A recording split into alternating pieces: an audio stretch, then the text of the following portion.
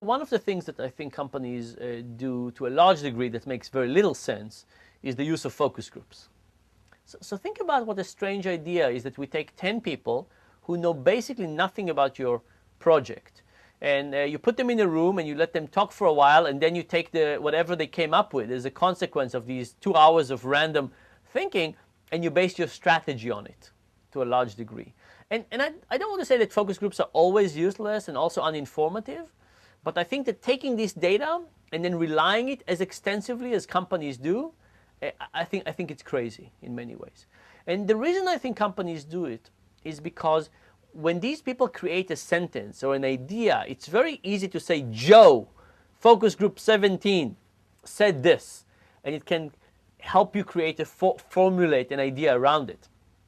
When if you said 87% of the people said X, it just doesn't have a face, it doesn't have a desire, it's just not as concrete, and therefore people are not as excited about the notion. So I think that focus group is incredibly useful as a persuasive attempt to tell people what to do, but as a way to find out information, it's not as useful as people think it is.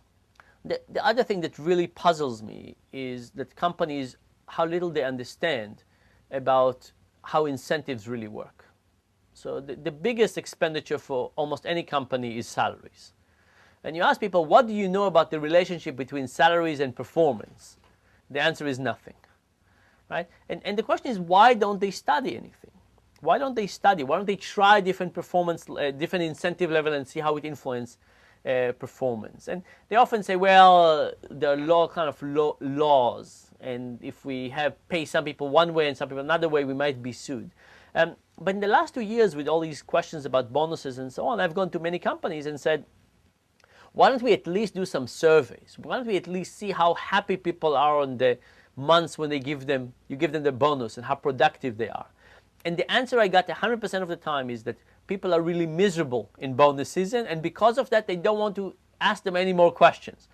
And I said, if people are miserable in bonus season, shouldn't it mean that you should study it, understand it, and try to prevent it for next year? And they say, well, not this year. This year was really miserable. Maybe next year, come back to us next year.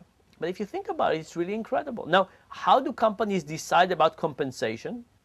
They look at what other companies are doing and try to equate compensation to what other companies are doing it. But it's a place of the blind leading the blind, right? And then if we pay 5% more, other people would start doing it. But the real question is, how do you pay and how do you get people to care about their work and become more productive and be happier at their work? And the answer is not simply that more money is better.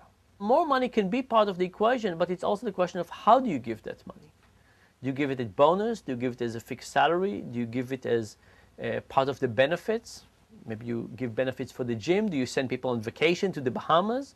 And it turns out that there are ways to use money that is economically less efficient, but actually get people to be more motivated, care more, and actually become more productive.